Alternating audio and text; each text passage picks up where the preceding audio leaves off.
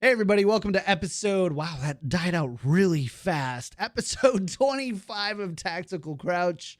I'm KickedTripod, of course, joined by Yiska, Volamel. We do a show every week. Joe's writing. I don't know what he's writing. I'm crossing out my notes so I cannot be stupid. Yeah, I'm doing my journal entry for the day. Dear Diary, John's so cute. Have you ever seen the cartoon Doug? Yeah, what did he call it? It was Log, right? Or no, it's Dear Journal. Something like that. Dear Journal. Right? I only remember Patty Mayonnaise and the dog and the Quail Man. Patty Mayonnaise was a babe-naise. Sure. So, just saying that now. It's on Hulu right now. I started watching again. Doesn't hold up. 15 years later, doesn't hold up at all. I feel like I have to try to get below the bar of that joke that you just said. Yeah, I figured you were going to have to fucking put on that filter. Good for you. Good for you. Great job. You did it, buddy. For Yiska, when we asked Yiska, like, hey, Yiska, what do you want to get out of being a co-host on Tactical Crouch? It says, I want to be able to keep some jokes to myself. And that was the one. Yep. That was it. Constantly be tormented by fire jokes that I could never bring up to another human being, and that would only entertain myself. Yeah. There's another podcast for that, but they keep getting removed from all the podcast platforms. They're like, no, we're not ready for this. So you can find it on the dark web, but nobody knows how to get on there. Have you guys ever tried to get on the dark web? No. Apparently, like 90% of the internet is actually on the dark web. That's what those weird like security infomercials keep telling me, but I don't know what that means. I wouldn't even know what I would do there other than which psychedelics. Pros currently in Overwatch League had the potential making it in CS:GO? I love that question. We're not going to answer it, but I love that question.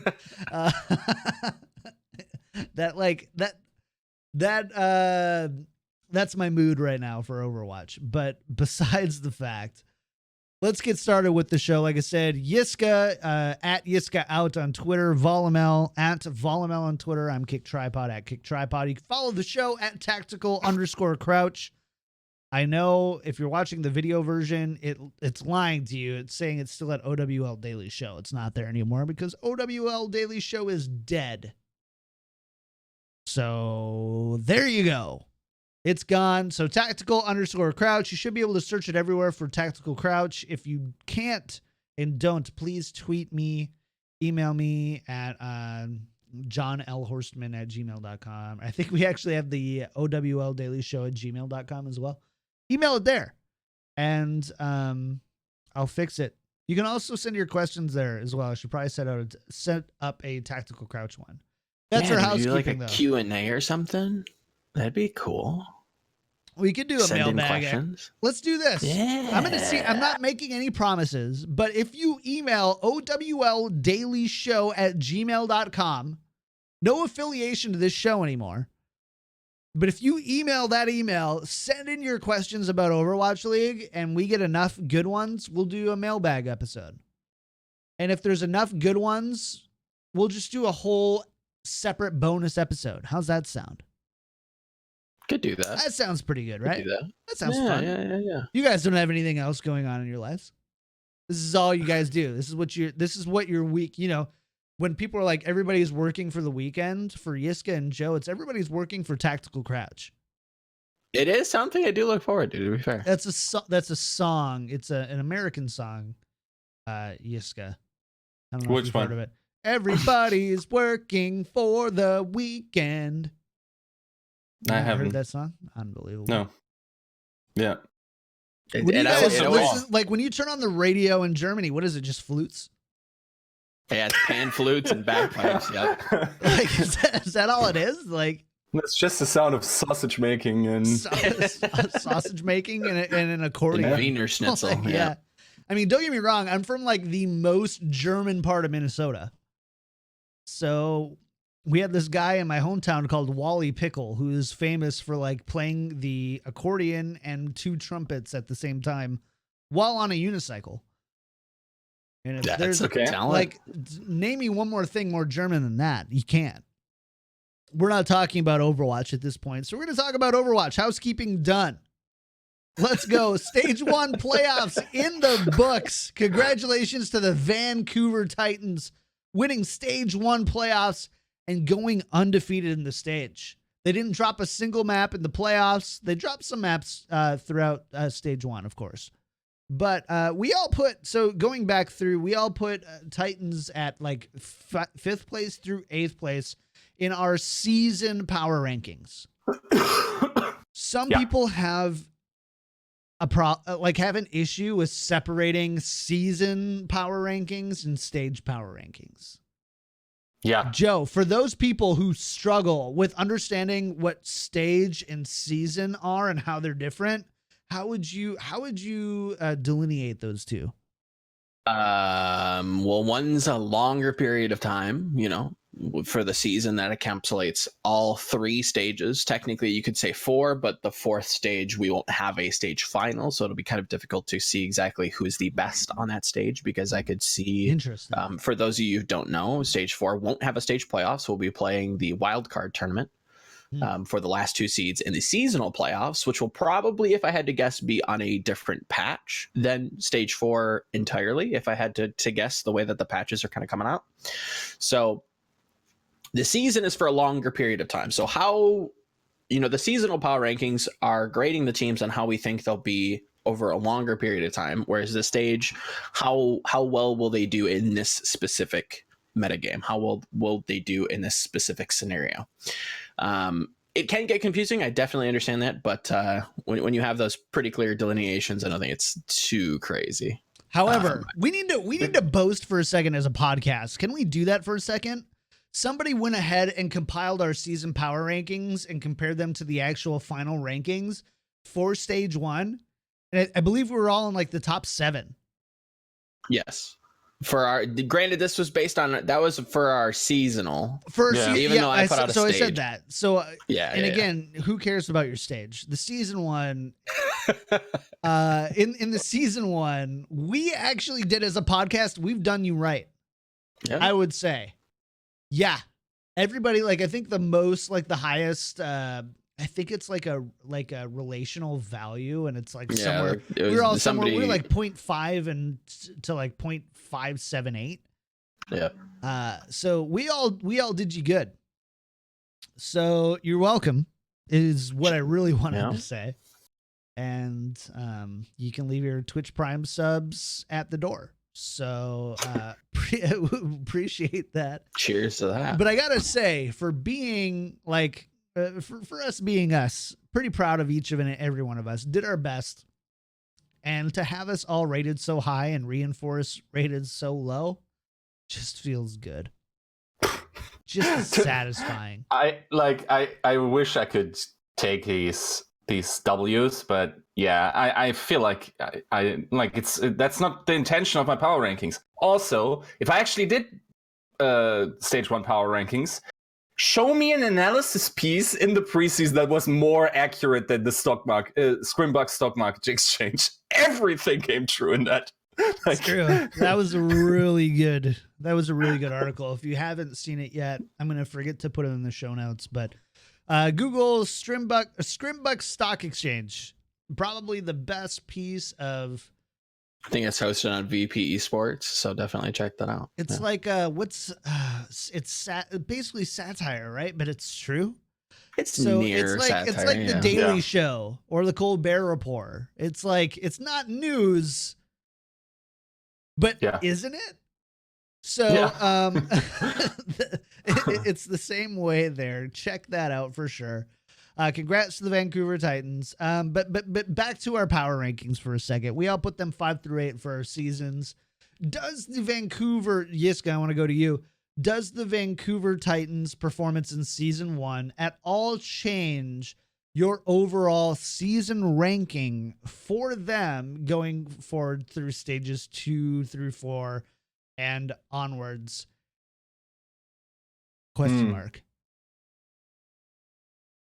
The thing is, it's at this point, it's hard to say still, but certainly, so if you have we had a prior assumption how good the Vancouver Titans are. I think it's fair to say that they exceeded those expectations. And let's not forget, in order to be higher up, it's a direct comparison to other teams. And other teams have really not convinced me in terms of those who I put in front of Vancouver. Of course, mainly London Spitfire. At this point, it will be an uphill battle to even get. Just think of the seasonal record they would have to have from now on in order to get above Vancouver. It's very unlikely. So if I was to reevaluate their chances, yes, Vancouver is now a top 3 team if you want to project the end of the season standings. I'm not ready to go there yet. I put them in top 5. But in my understanding of Korean Overwatch, which is like the most minimal understanding, I think, of anybody who makes content for Overwatch ever. My understanding is that the former Runaway really excelled because the meta suited them, which was GOATs at the time. Am I incorrect in saying that? See, okay. Am I incorrect that GOATs was the meta when Runaway won the last season of Contenders before being picked up by Overwatch League? It was, yet, okay, so it was the meta, but we still have to, that is something where we need more nuance to the thing, because I'm currently writing a piece on metas, and sure, just see how far we stretch the name of GOATs sometimes. So we say GOATs is what GOATs came up with, the team GOATs. But that was a Moira comp. Okay, so is it still GOATs if there's a monkey in there? Still GOATs, apparently. Is that, what if there's a Sombra in there? Oh, well, okay.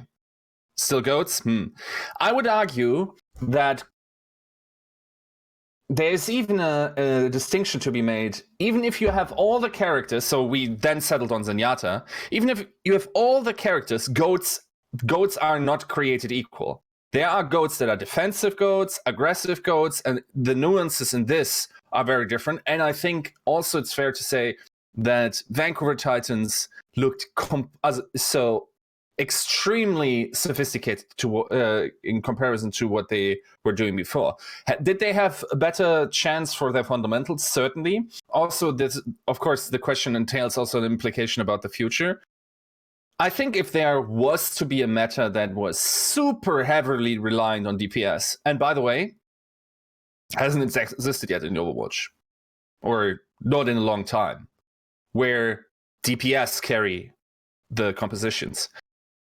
Historically, we have tank lines and support lines that carry you to a championship. In Dive, that was true.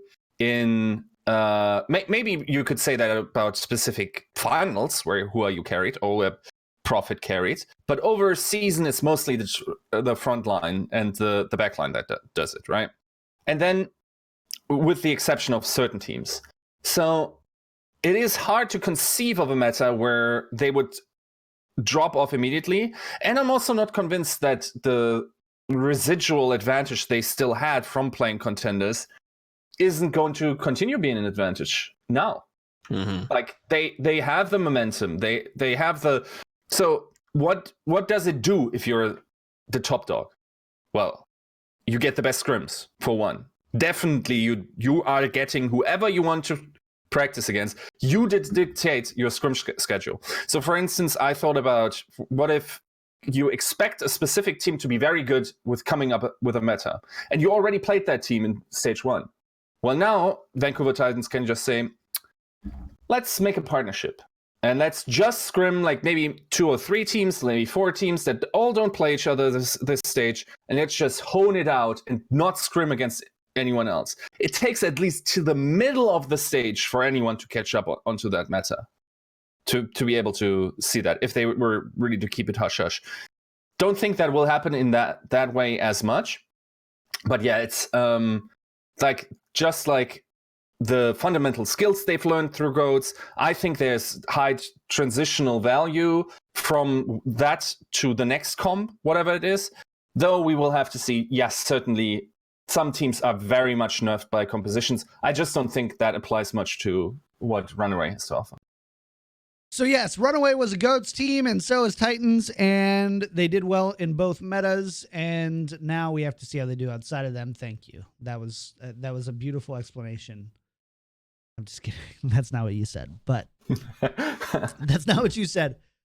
But my initial question was Runaway a GOATS team? And the answer, honestly, like, yes, they were. So, sure. Runaway was a GOATS team. Stage 1 was the GOATS meta. They ran it really well, and outside of the shocks, were pretty outside of playing the shocks in the grand finals, were pretty decisive throughout the entire stage. They're definitely a top 5 from team for me. I put them at 8, which I know some analysts were, I think when we put it out there, all they said was Titans at 8 ? Come on ... as if it was way too high for them. I felt like I knew immediately when I put Titans there it'd be too low. I'm ready to put them in my top 5. I need to see how they operate outside of a GOATS meta, assuming that stage 2 is something more consistently non-GOATS. That's just my take on it. They're still top 5, maybe even top 4. Top 3, though, and I've been consistent with this, so you got to give me credit for this at least. Top 4 or top 3 for me is a big honor. And man, Titans, they might be there, they might not. But yeah, they've definitely. I feel like overall they're going to do better than 8th, but I don't know yet if I'm ready to be like, oh yeah, you've got NYExcel and Titans and Shock and everybody else. Not quite there yet. Joe, how you feeling on your take? I think you had them as the highest. I think you had them at 5. I think Yiska had them at 6, yep. And I had them at 8. How are you feeling? I think they could be higher. I think Spitfire is going to have a tough time as the stages hit, like early on in the stage, just consistently. They're going to have a hard time, whoever they face early on in the stage, because it seems like that's the way that Blizzard wants to be shifting patches, and that's where they want to be making changes to the game. And that has affected Spitfire historically. We saw that this stage, we saw it last stage. It does not bode well for them when there's massive changes to the game. If I'm assuming that, I still don't know exactly how I feel about stage 2 and exactly where we're headed. More info on that later. But if there's another massive change, I think Spitfire are going to have a tough time. If we're just playing a different variation of GOATS, I think maybe some of that skill transitions over. But there again, a lot of the same skills that teams were practicing in stage 1 that were good are going to transition over as well. So it doesn't bode well for them. So they'd probably fall down and kind of filter Titans up. Gladiators still have a little bit to prove. So again, I'd probably move Titans above Gladiators there. And then I think I'm pretty happy with that so far. Titans, Shock, NYExcel for my top 3. In what order that goes depends. Depends on the stage, depends on the patch. Seasonally, maybe I put Titans over Shock. For the most part, I'm pretty happy with the way that the power ranking is going so far. Valiant looking a little slow, Fusion looking a little slow, Dynasty still not bad. Spark, yeah, not to take this into making this about like power ranking review, but yeah, I'll take the L on Spark. That's fine. I'll take that L. Heard a lot of good things, assumed that those things would be good or true, and they definitely weren't. So yeah, to be fair, that's still missing Sasson, and we'll see how that turns out. The thing is, so for instance, if I look at the next stage that Vancouver is playing, right? They start with Spark, then they play Dynasty twice that stage. They play Houston, they play Dallas and Boston, and then Defiance. That's like an average stage. It doesn't seem all that difficult, depending on exactly what gets played. That, like, just in terms of power, doesn't seem all that difficult. Yeah, the only thing that makes me doubt is like, how good is Soul now? Right, that will be a question, and also depending on the meta. And people have argued to me. So, for instance, no Ryan is one thing that we can expect. Ryan's completely the most severe changes seem to be the boop changes. Mm-hmm. And with that, Ryan's just dead in the water, just because of how Winston manipulates that, and then also Lucio is just like that. Then the question though is, if Lucio is so reliably good at keeping Winston's at bay, how does that work? And yeah, it will be interesting. And then also some people mentioned Bunker. So like Orisa tank comms with a lot of spam, and maybe something like the Anubis standard defense that we still see from time to time. That has ridiculous win rates. If you win the first fight, they have like 70% fight win rate or something ridiculous after that. You just snowball into those crazy ults. You get tire, then you get supercharger. Supercharger builds you the next tire. Let alone you're slowing people down with whatever hit scan you tend to go with. People are running Widowmaker. I think Ashe could be an interesting fit into that composition. Probably a little bit slower on the rotations, but a lot more pressure just to the clump, let alone just picking off people here and there. And you can recontest from miles away. I see miles. I see in chat that you can't play bunker comps on attack. Technically true, and I also don't expect it to that to happen. Technically not true though. You could have bunker comps with Symmetra, and you could be mobile that way. Yeah, TP to point, make it safe with Orisa shield, so teleporter doesn't get blown up, and then do it that way. Maybe we'll see Anubis, something like that. Anubis has definitely been the map that we've seen the most where bunker comps on attack have worked. We've seen it with teleporter. We've seen it with Orisa taking that first kind of little platform on teams that try to like treehouse. We don't see a whole lot of treehouse obviously anymore, but you saw it a lot on Hollywood A on attack as well, where teams would set up on defense with Orisa in Cafe on like the high ground in Cafe, and instead of trying to dive that, the attacking team would go back and swap to their own Orisa comp with a little bit more shield break, run around in position on the opposing high ground, and just try to take a shield war and just attrition you out. But yeah, Anubis as well, saw a little bit of it from like Dallas in season 1. Yeah. Instead of just trying to dive onto the point, they would just push through with like a kind of a mishmash of a tank comp and get the point. So I don't want to get too far away from this for a second. I do want to talk about let's talk about the Shock for a second. So the Shock lose 4-3. They had a really interesting stage. Fun fact, the Shock were 4 maps away from not making playoffs. They lose 4 other maps throughout. And I haven't looked at the head-to-head, so maybe there's something in the head-to-head there that I'm missing. But they lose 4 different maps, and they go from 6th to 9th. Shock come in as the 6th seed, and then don't drop a single map until they play the Vancouver Titans here. Yiska, for you specifically, are there any thoughts on their stage 1 performance in relation to where they kind of finished? I feel like they had a really tough stage 1. Stuck it out, but ultimately like kind of solidified themselves as a top 4, top 5 teams, same as the Titans, but less decisively because they did have to play Vancouver. Obviously, did they play NYExcel in stage 1? I can't remember. They did. So they had to play the 2 quote unquote best teams in Overwatch League in one stage. Yeah. So that delta of like teams they had to play against is actually pretty nuts if you think about it. So they played both Vancouver and NYExcel. Then they played Gladiators were very early in the stage. Okay, so that be that as it may, but also without Violet, if I remember correctly. Yes. They stomped Dallas, lose 3-1 against Vancouver, win 3-1 against Spark 4-0 against Washington, then NYExcel, then they win against Paris, right?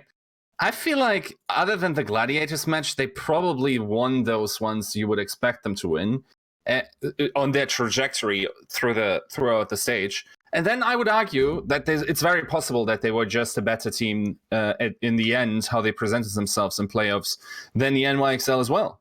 I think their style of goats, it was the superior one, very likely.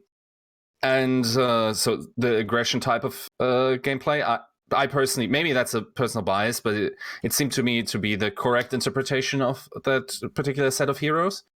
And yeah, I think in general, while they had a weird start simply because like Violet is not in, I still think their trajectory has been pretty sweet, especially because if you think about that roster, it isn't necessarily one you would build only if you knew the entirety of Overwatch League was going to be tank comps, right? Like that, you have some monster players on that roster in terms of tanks. Like Sinatra had to grow into the Zarya role, for instance, and then become one of the best. Like the. I guess my point. So when did Sinatra have to grow into Zarya? Because he was great even back in Selfless. He played Selfless, Alienware, monthly melee days. Yeah. The requirements of that are very different, though, if you think about it. Yes. So while it was I was just really proud Fragging, to remember something from Overwatch history. So let's be real. That's a win for me, right? As like, oh yeah, John remembers. So for all those are like, does John know what he's talking about? The answer is no, but I remember Selfless from back in the day. Back in Nam. Back in Nam. So we say Nam here in the US of A. Really? Oh, okay. Whatever. I guess you can if you lose. He threw him off. Speaking of losing wars, Yiska, you want to go there for a second? Like we can. I don't mind. I have no problems. I have no problems going there at all. All right. Sorry, we're not going there. We're not going there at all. All right. So in general, so should Sinatra, just finish to the point. Zarya, yeah. Sinatra's Zarya certainly improved, much like the entire Shock performance as thought over the stage, which is an admirable trait. You want that to be the case, right? You want to continuously see improvement, and then also in a composition that isn't necessarily what they were built for. So, like for the rest of the season, this bodes very well for them, I think. Like they already got their heavy games out of the way. Then, like the next stage, let's see. They play Valiant first, then Guangzhou again, then Defiant. I think they should have that as well. Again, then Spark again, and then Fusions and Dragons at the end. That is a pretty easy stage. Not the hardest ever, but still, like there's a pretty even, consistent level of competition, which is nice because it'll give you. It won't be like the first stage where it's like, okay, here's how you do against the hardest competition. Here's like how you'll do against like the weakest. You don't really get that like consistent middle ground to see like. There's no asterisk. Like, okay, well they maybe like skipped over this team to practice for the next team. Like it's just good teams for the most part, middle of the pack, solid teams. Yeah. No, I think Shock like really excites me now. They're like my dream would be for Gladiators to also step up, and then we have a solid top 4, and then whoever is good in the respective meta during those stages can, come in and surprise. But those 4 teams, especially I also have to say Gladiators towards the end, they got there when DK acclimated. So we'll see. I worry that they will end up becoming the London of this season. I said that, in the preseason that, they've positioned their roster to kind of shave it down, of course, across the season. If we look at how London performed in season 1, they did very well in stage 1 of season 1. And then it was a downward trajectory with a peak at the end. So far, Shock has built a roster that's very similar. right? Not in terms of the players, but just how they've structured the roster. Lots of players. None of them are really going to see play time all that much. There's going to be favoritism there. There's going to be players that, adapt quickly, or the heroes that they play are going to fit the meta. From there, stage 2 for season 2 could be rough. If we're following that same London path, stage 2, they might not make playoffs. Who knows? With that Winston change coming in, with the change to the meta, it would be interesting to see if they follow that same path. That's all I'm saying. I would be sad too, because they have looked so good, and it would be very strange if they did. But so far, it's starting to play out. If they fall off, they could very well be the London of season 2. It could also be a triple TPS Hammond comp, and then they could perform much better, and then we throw this narrative out the window. 100%. 100%. Yeah. And then everybody makes fun of us. By the way, for everybody who made fun of us, I keep track of all those comments. So if you want to make bold and brash predictions about what we're saying on the show, make sure to tweet us at tactical_crouch, because I screenshot those. I put them in a folder on my desktop called Claim Chowder. And if you're right, we'll ignore it. And if you're wrong, I'm going to call you out on the show. And that's going to be your legacy in competitive Overwatch. Your 5 minutes of fame. Nice. On Claim Chowder. I just want you to know that. So are we making that a thing? Is that a thing now? Claim Chowder? Claim Chowder. I have it. So I created the folder actually when Doa said that he would never see a Matrix reboot movie. I made that folder. Oh. And since then, anytime I've had strong feelings for something and somebody has said the opposite, I've put it in that folder. That seems like just such a strange. I don't need a psychiatrist. I don't know what you're talking about. It seems like a strange trigger to have to pull. You know what? This is the straw. No, my favorite tech blogger, John Gruber, not the racist Nazi guy, but just a really wholesome, genuine tech blogger, Apple blogger, creates this Claim Chowder things where he has this Claim Chowder folder where, Claim Chowder, Clam Chowder, where basically people who say things like, Apple's doomed or whatever, and he's like an Apple pundit. He puts all those things in there, and every once in a while makes a funny little article about it. And so that's why I do it. That's why you're all in my Claim Chowder. Am I in your Claim Chowder? No, not Full yet. transparency? No. Yes. No, I don't think so. It's mainly only things I can screenshot. So. Oh, okay. I got to make my hot opinions a little bit more clippable. Tweetable. Yeah. You gotta tweet them. Did you see my St. Louis tweet the other day? I'm fine with cutting up bagels, man. It's bread. It's bread, dude. You have to admit, okay, side tangent. You have to admit that hashtag I come was from funny. a conservative Christian home where they cut up bread for communion however the they want. But none of this is bread, by the way. You guys don't have any idea what bread is, apparently. Oh my God. Our bread does suck. Let's Our bread face it. does Our suck. bread is bad. Comparatively, Yiska talks about going down, how it's so stressful because he can't go to the shops and go to the bakery on the weekends because everything's closed because they're actually relatively civil in Europe.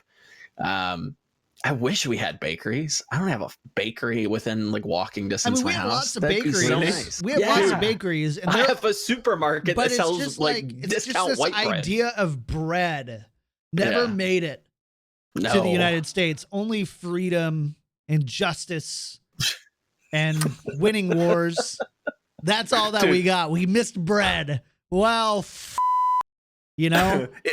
If I look outside my window, within a 45-degree angle, there are two bakeries. Those are gas stations where we come from. That's Krispy Kreme. Mm-hmm.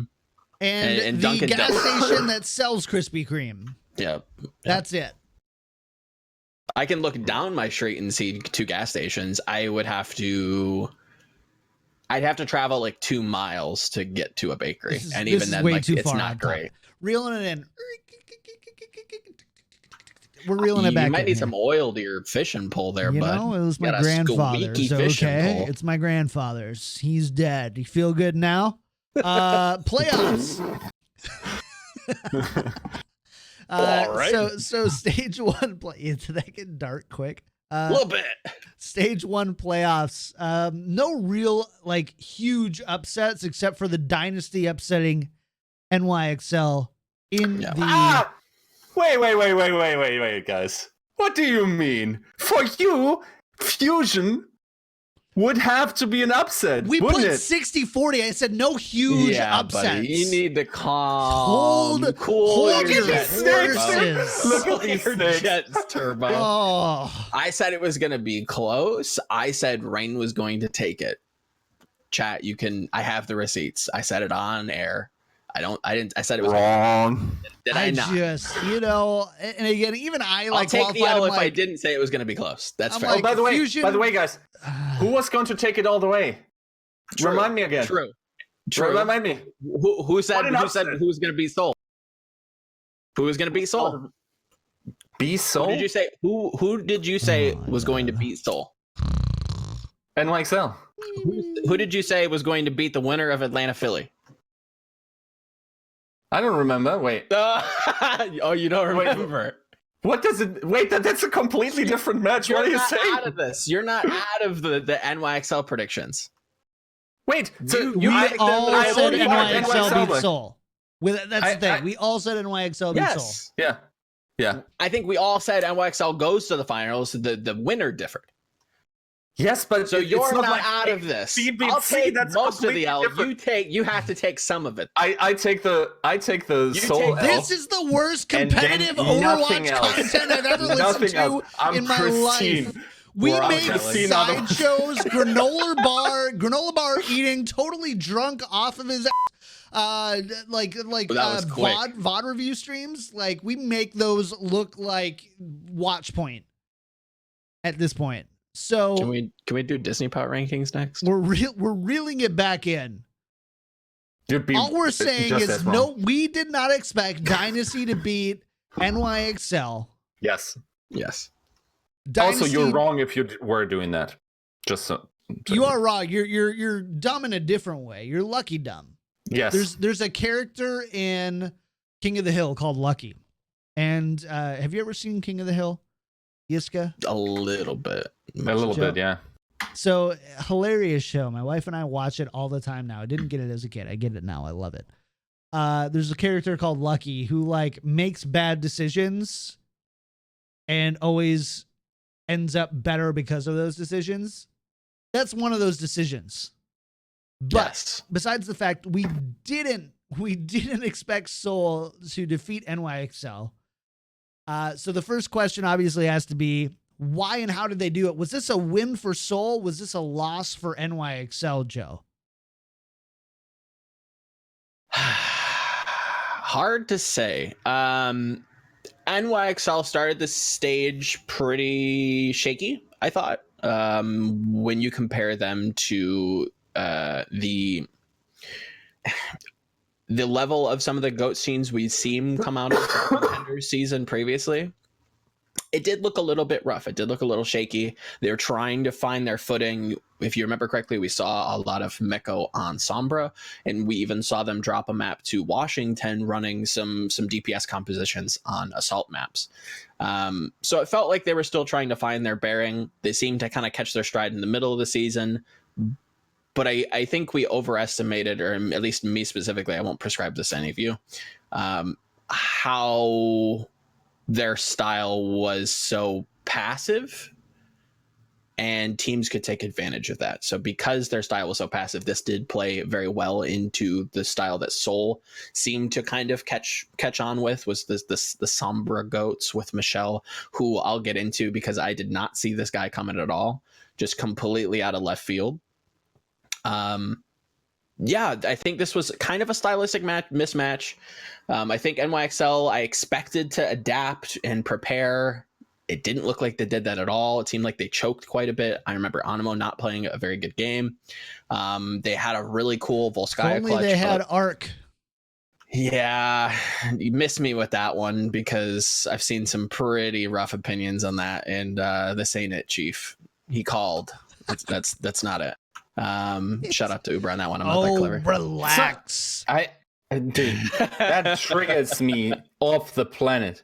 It's like he died or some shit.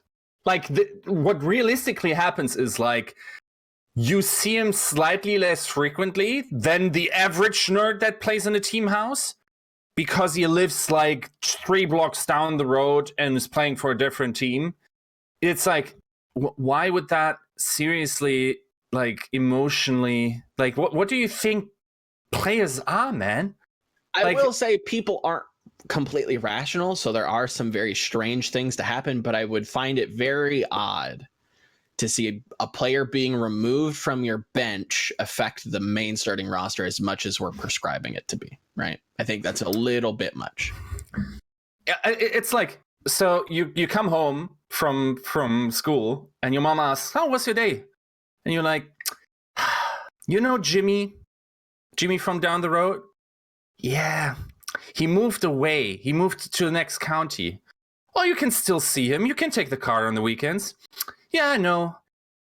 I'm really saying this, though. I got an F on the math test, and it was just like, I was emotionally a wreck. Like, please, Mom. Yeah. I couldn't. Like, come on. This shit would never fly. Mom, have a heart. Like, nah, dude. That's not how this works. Sorry in advance, by the way, for those tuning in live. We're dropping a ton of frames, and I have no idea why, and I have no way to fix it. So it happens. It happens. I'm sorry. I think I'm liking a little bit too. Guys, so the audio will be good, right? Audio listeners, it's dropping like crazy. I have no idea why. But hey, the audio is all still intact. Exactly. It's all that matters. Our dulcet tones. It'll figure itself out, apparently. Exactly. All right, so Yiska was going to give you a chance to gloat about your fusion defeating the Reign. I would have taken that chance anyway. But you jumped the gun. So you are denied. I can do it again. You are denied. Do you want my... Sir. I told you so. I told you so. I told you so. I told you so. You are denied, sir. No. Like... For audio listeners, he was doing a slight Carlton dance, and no, it's a scrub dance. It's from Scrubs. Oh, okay, gotcha. We didn't get to the French and German part yet. But there's a French and German part in the song that the female doctor sings. I'm not sure what her name is.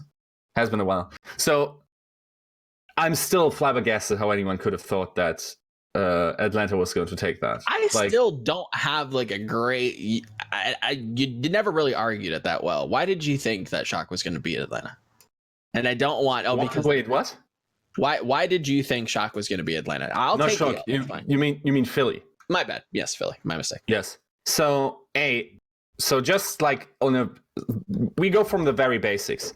Philly had a way better stage, despite having lacking boombox. Just in terms of score, yes, they had a very weak stage, but yes, they also looked way better once boombox came in, which makes sense because you're repurposing a main support onto a flex support position. Somehow that was totally a fine justification for Defiant to look shaky in the first couple of games, but was not accepted as much as for Philly.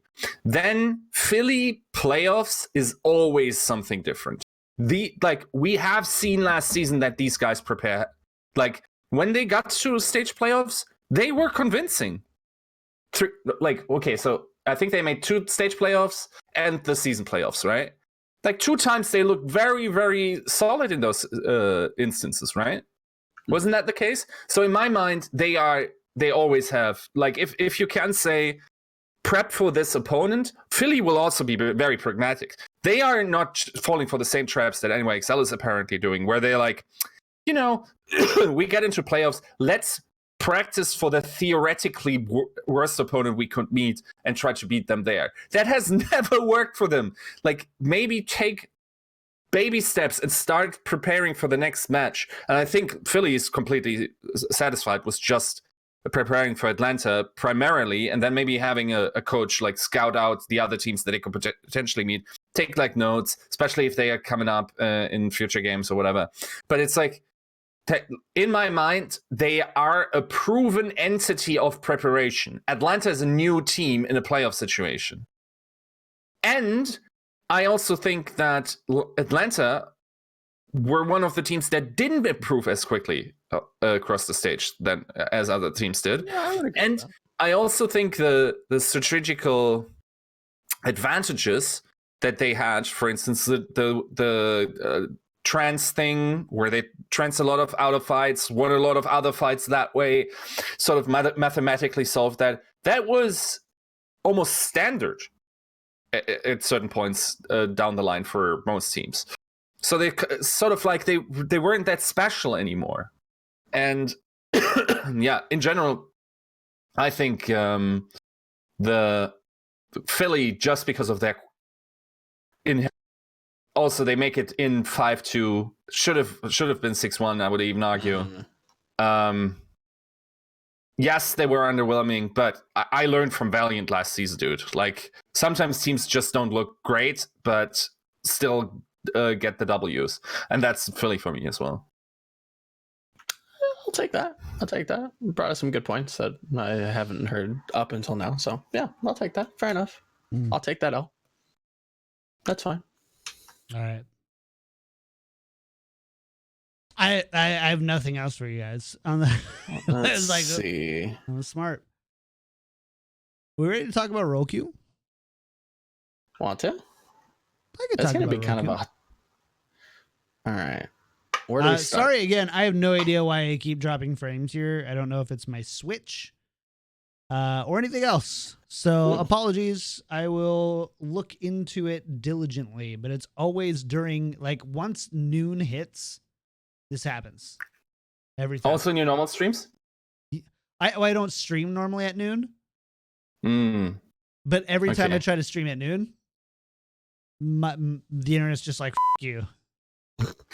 My thinking was, okay, so you're also like in this Discord call. Maybe that's too much for the I have 40 megabits per second upload, and I stream at 3,000. Yeah. And like when I go and do like my speed test, it's like, yo, you're getting 40, bro. So like I don't really know. Maybe it's OBS. Maybe it's time to switch to XSplit. I don't know.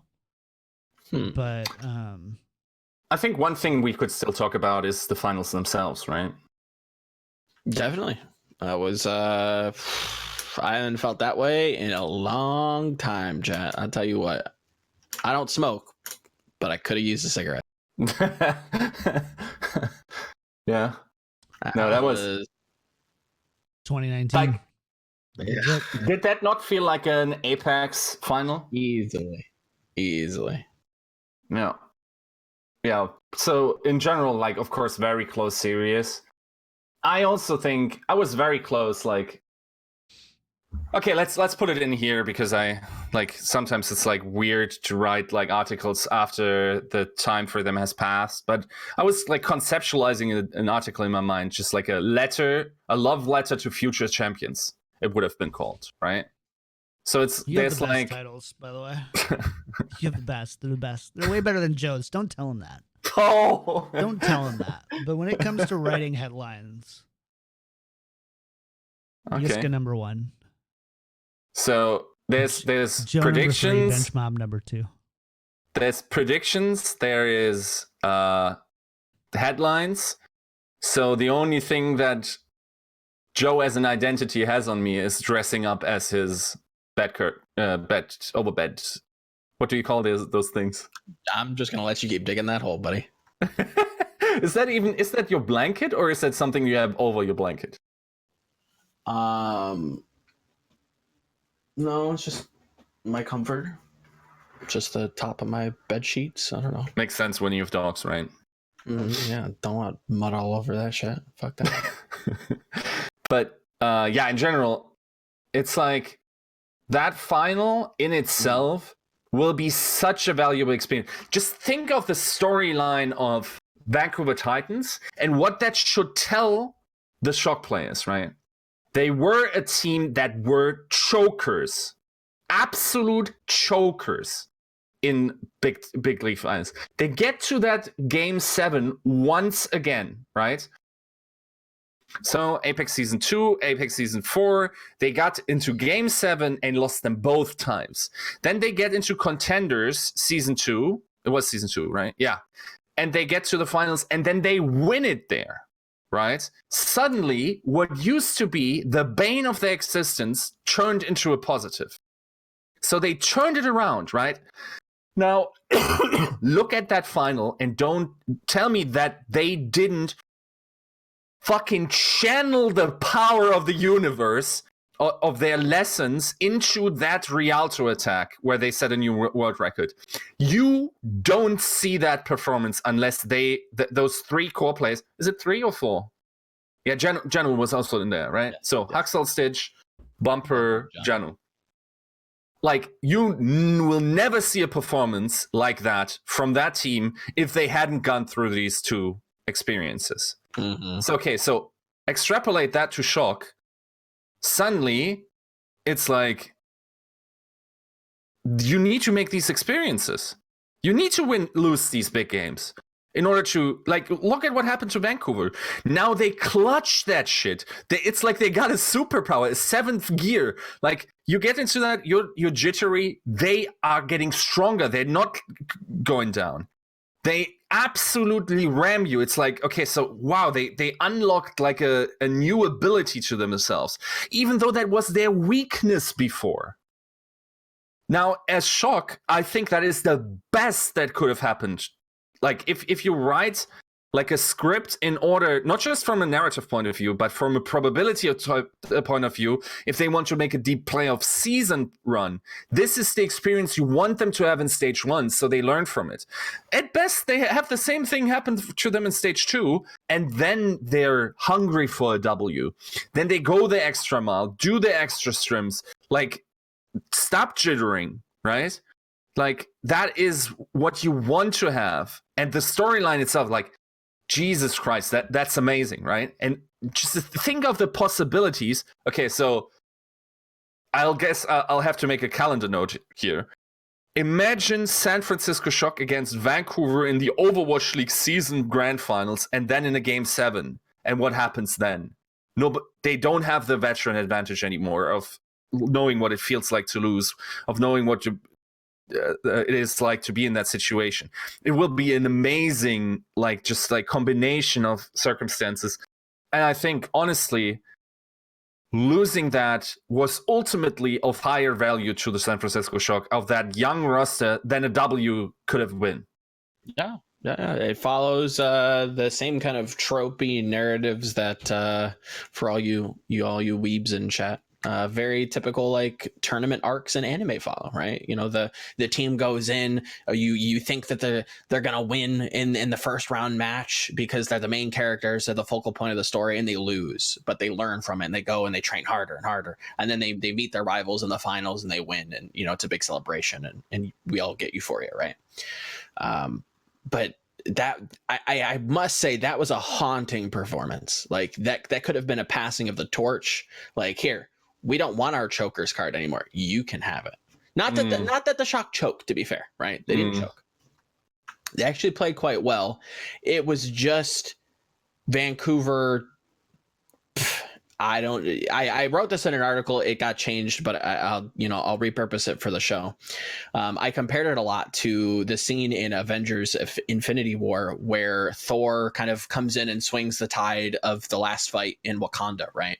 Where he comes in with like his new weapon, and he's the guy that has the momentum. He's the momentum shifter for the Shock, right? Like, so everybody had that Thor moment on the Shock, whether it was Choi playing on the flanks, whether it was, you know, Super Shatters, whether it was Violet popping off on Kings, or everybody felt like they had like this big momentum shifting moment to kind of carry them into the next game, in the next game, in the next game.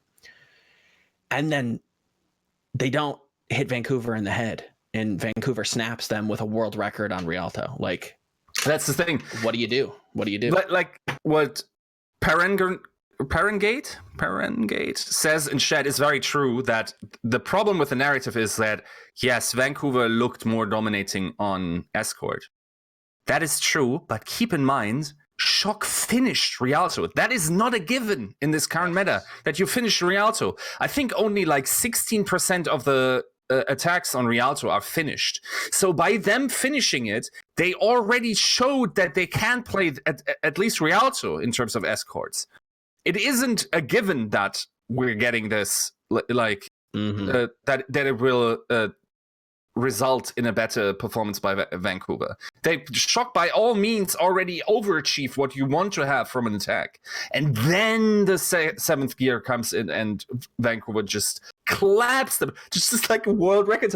Dude, honestly, if you want to have like easy views, what you do is you put them in a position. Look, you take like the situation, you zoom in on the map score, you go like, and San Francisco Shock finishes Rialto. Maybe you catch a voice line from the shoutcaster saying like, that is already very good. Like a lot of attacks don't land on Rialto, blah, blah, blah.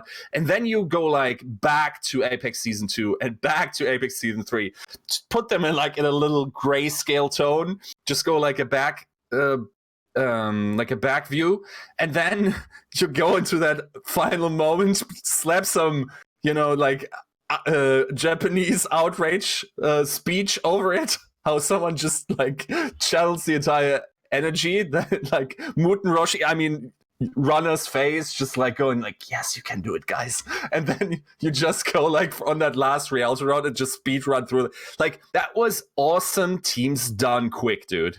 Like it's just, like you go 6 maps and the other team overachieves against you. Your back is against the wall and you smash them a minute over. Like it is fucking insane. Like you couldn't write that shit. Nobody would believe that shit. No, that's art. That's life imitating art at that point. Like this again, this follows every story ever.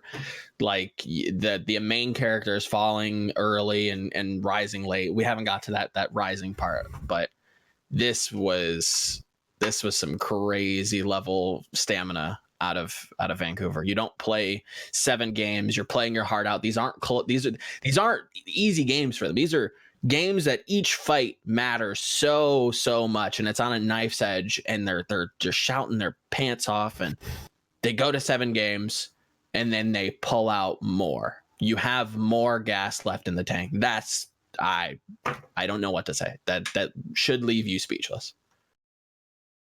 Well, and something to kind of say is, honestly, this whole entire series was probably decided by 3 or 4 fights total. Yep.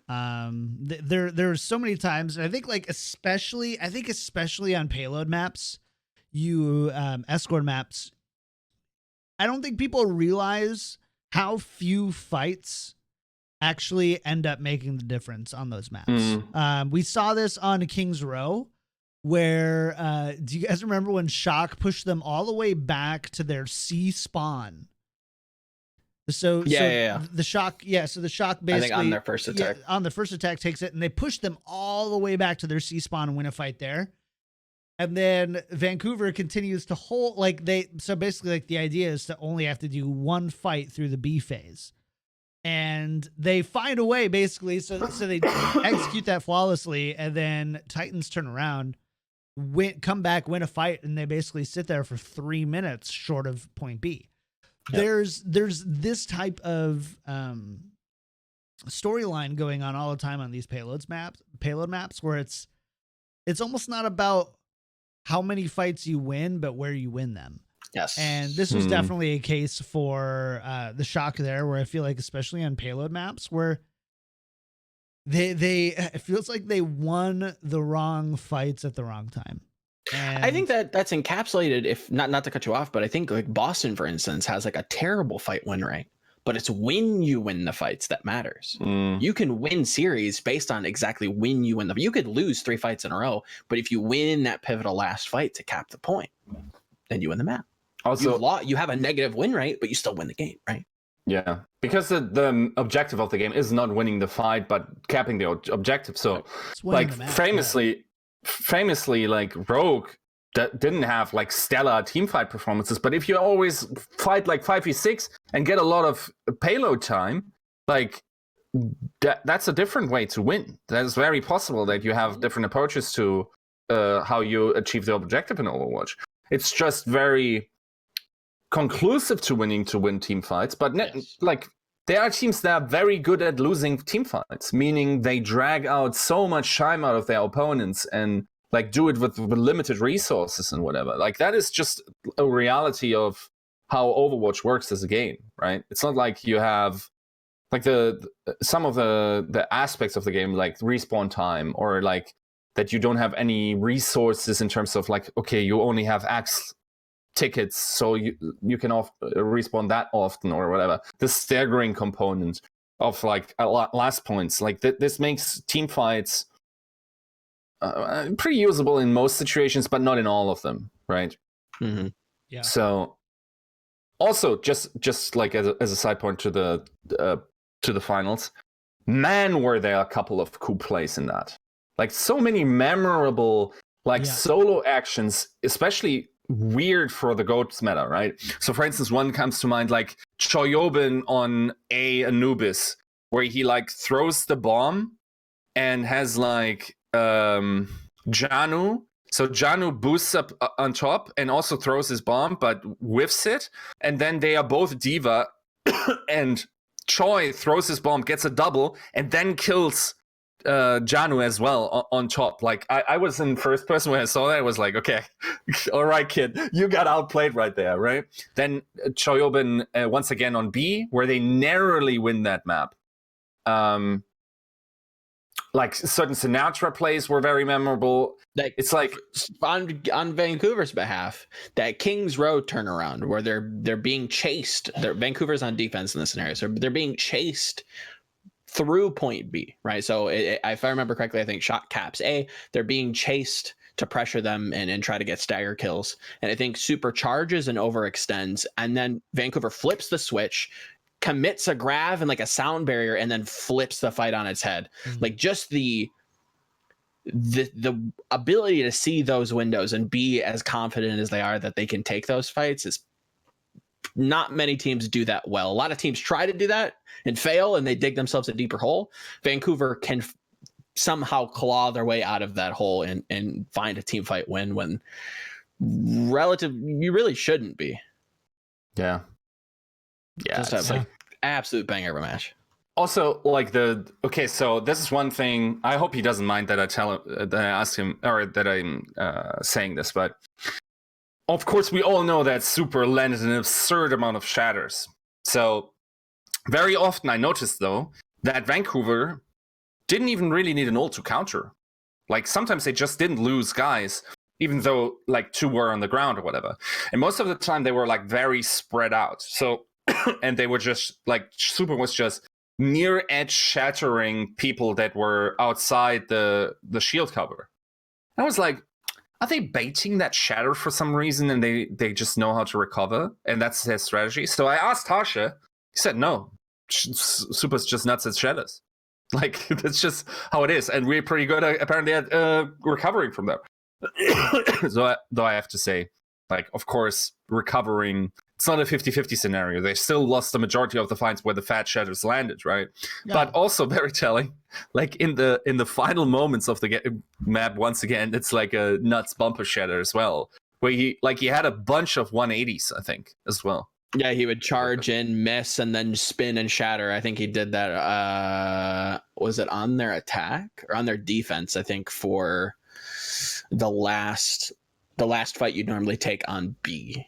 Or no, I'm sorry, right before the start of C in that area, he would charge past, miss, turn around and do a 180 and hit some people. So yeah.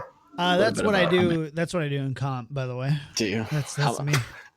It's like 180, 360 shatters is just like off the top rope sometimes, off high ground, do a couple spins on the way down. Backflip. Those are fun. Backflip. Reinhardt can't even backflip, and I'm like, yeah, but he can, right?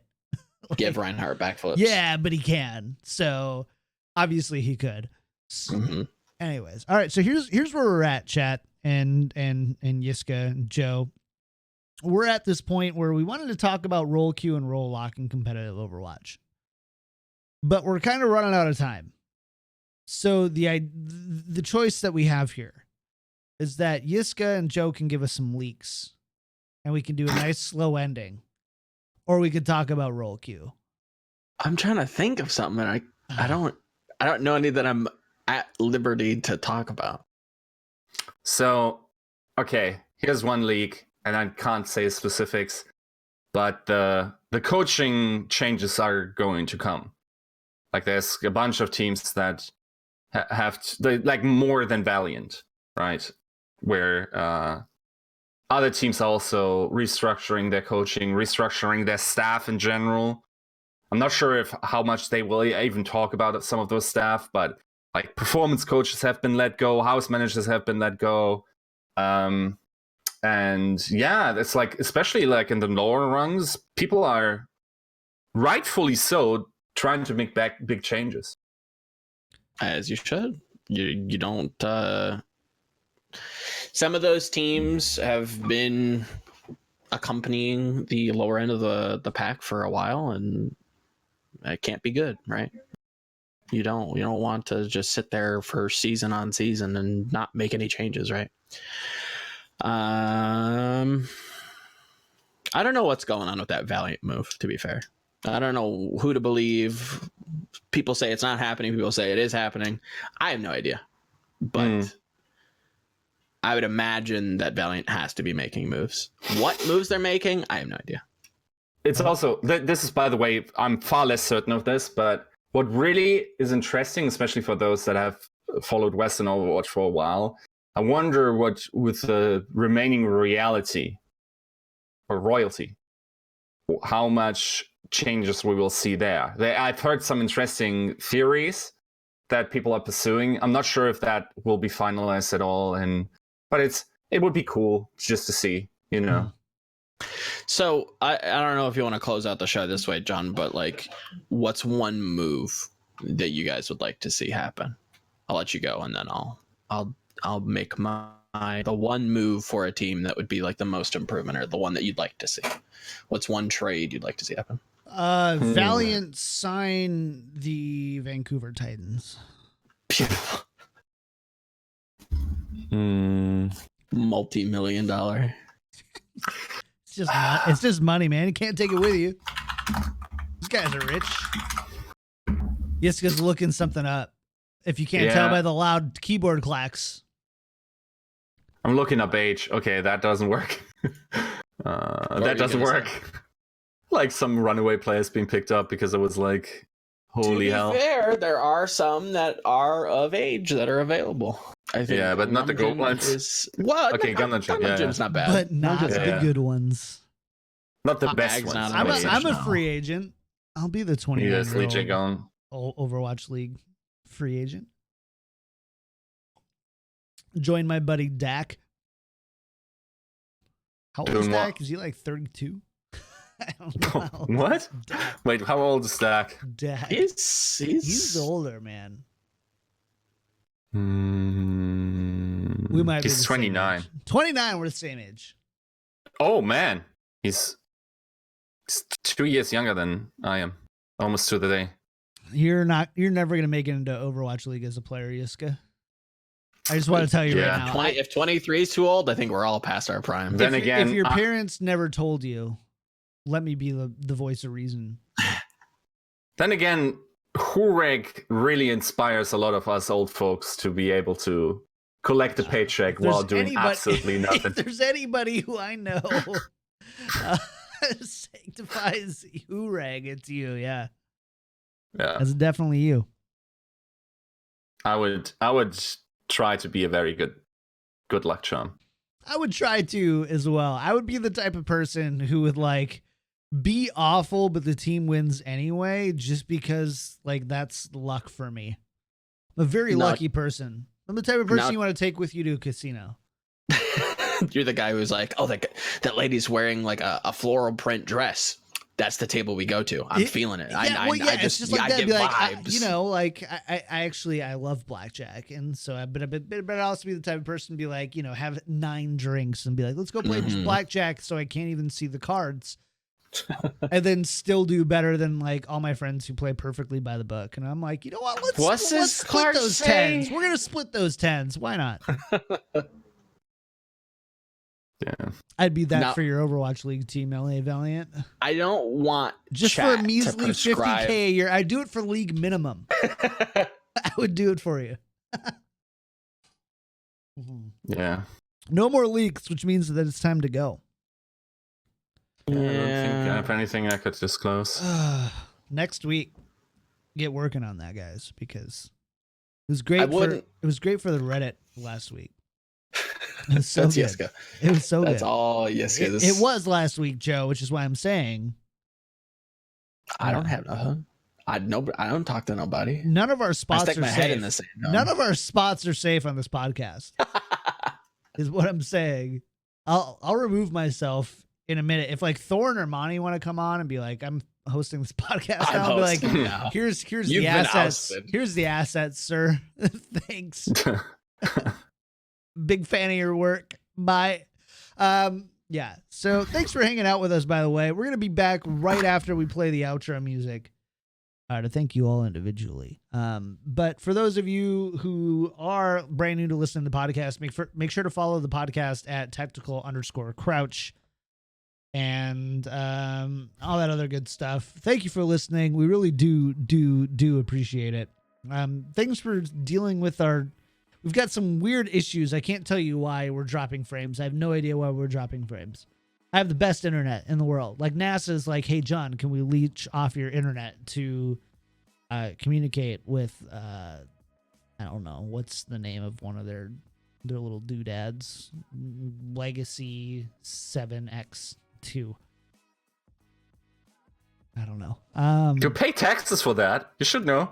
Yeah, I mean, do I pay? What do you think? We get like a brochure that like where our taxes go? That'd be really nice, to be fair. But there's a lot of things, man. There's a lot of things my taxes go to, and most of it is old people. So, I'm just kidding. I'm just kidding. I don't mind. I pay my taxes. I don't complain.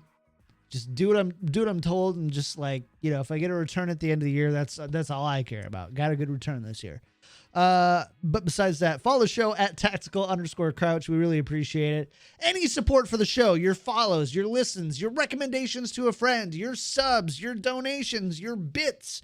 We had an awesome bit war going on earlier today, and we want those every day. I'm just kidding. It's totally bad. You don't have to do that. But we really do appreciate it. All your support. I mean, we all just this show is just volunteer time for us, and from the editing to the putting it on all the podcast feeds to putting it onto YouTube to making sure there's not 30 ads instead. I think I max it out at like 3 or 4. Is because you guys have been all so great in supporting it in other ways. So thank you for doing that. We really do appreciate it. Joe, what do you got up this week? What do I have coming up this week? I finally have done the study on Guangzhou. Very interesting team. Not a ton of style to him, but Char is pretty aggro. Seems like he calls. TLDR. Could be an interesting team. I don't think we've seen their depth just yet, but for the most part, I think I've prescribed them pretty well, and yeah, they're kind of interesting. That's over on the YouTube. Cool. Probably will be continuing that. I don't know if anybody has any wants or needs out of what team comes next, but Paris might be on that list coming up. Check out some of the interviews I have with some of the Contenders players coming up on my Twitter and on Esports Heaven, and possibly other websites. We'll see. Other than that, the usual stuff. Just check out the Twitter and the YouTube and follow for all those updates. That's Volamel everywhere, by the way, guys. Volamel. Yep. There's nobody else out there with the name of Volamel. That's a good name. Nope. It's a good name. Yiska, what about you, man? What do you have coming up this week? No, the Scrimbucks Stock Exchange? None of that? Not yet. I think that's going to be last. So, like, I think 3 more days in my contract with the VP. So I'm looking to like round it out. I have one on meta conception coming out probably tomorrow. Probably want to have 2 more this like on the weekend, and then I'm looking forward to thinking it over, starting again. Nice. Coming next weekend and go on live streak, like have a daily video, and see where it goes. Cool. Like it. What do you got, John? What's coming up? Oh, jeez. I mean, you guys know me. My lifeblood is this show. So this is all I live for every week, in and out. This is just what I'm about. So besides that, though, you can follow me everywhere at KickedTripod, and I post stuff. So I'm the global community lead for Helicon Gaming, which creates the amazing Go XLR that we actually use to power this whole show. Which is kind of neat when you think about it. And so doing a ton of stuff there. But as far as content for me, I'm wanting to get into Apex content, Joe. I want to. Really? Yeah, I do. And I don't know why. Man, I wish I still had, like, I thought the game was so cool when it first came out, and then I'm just like, I feel you, but I don't want to play Call of Duty. No, I agree. I don't want to play Fortnite, especially after all the changes that they made. And I'm just not a very good builder. I'm just like, I do like Apex. So I'm like, I'm kind of wanting to do that. My wife and I are going to do, we have 2 new podcasts that we want to try to do. We want to do John and Katie Ruin Everything. My wife's name is Katie. Where it's basically we take topics, like imagine topics that Yiska knows a lot about. And we know like 30% of what Yiska knows, and then we create a podcast about it. That's you want to be politicians? Yeah, basically, exactly. So we want to like create a kind of just a nice little pop culture podcast about that and talk about it. We also want to do another podcast called Retails from Retail. And if you do that, I have so many good stories. So my wife and I met working at a retail Apple store.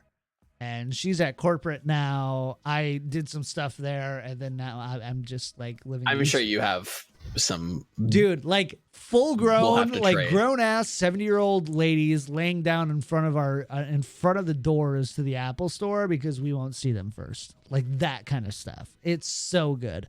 So we want to do. We don't know if we're gonna make it a segment or make it a whole show called Retails from Retail.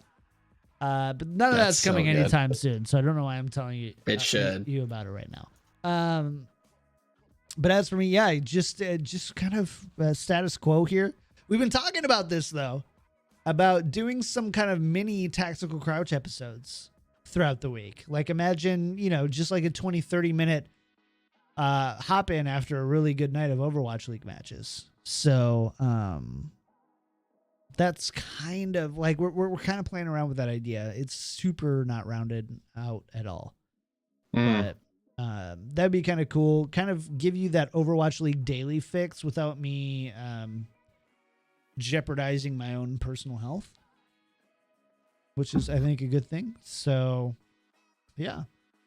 I think that's going to do it. How do we do on time? 1:18, man. That's a good time. We're going to get out of here. Thank you guys for tuning in for episode 25 of Tactical Crouch. We'll be right out. We'll be right back after we play the outro music. Thank all the new subs, donations, bits, and just chat with you guys a little bit. And that's when all the Yiska leaks are going to come, because that's basically how he works. Sure. We'll see you guys. Bye.